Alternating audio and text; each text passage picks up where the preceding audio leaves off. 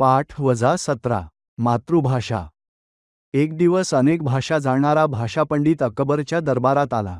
बादशहाने त्याचे स्वागत केले व त्याने येणाऱ्या वेगवेगळ्या भाषांचे कौतुक केले। अकबराने त्याला त्याच्या मातृभाषेविषयी विचारले, तेव्हा भाषापंडिताने मला येणाऱ्या सर्वच भाषा मातृभाषेसारख्या वाटतात असे उत्तर दिले।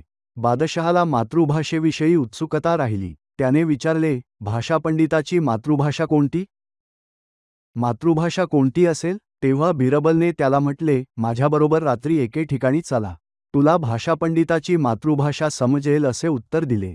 बिरबल अकबराच्या आज्ञेने भाषापंडिताचा खोलीत जातो। रात्री भाषापंडित गाढ झोपेत असताना बिरबल त्याच्या पायावर जोरात काठी मारतो। तेव्हा भाषापंडित कानडी भाषेत ओरडत उठतो। त्यावेळी बिरबल बादशहाला भाषापंडिताची मातृभाषा कानडी आहे असे सांगतो। बादशहा बिरबलला विचारतो की तुला कसे समजले?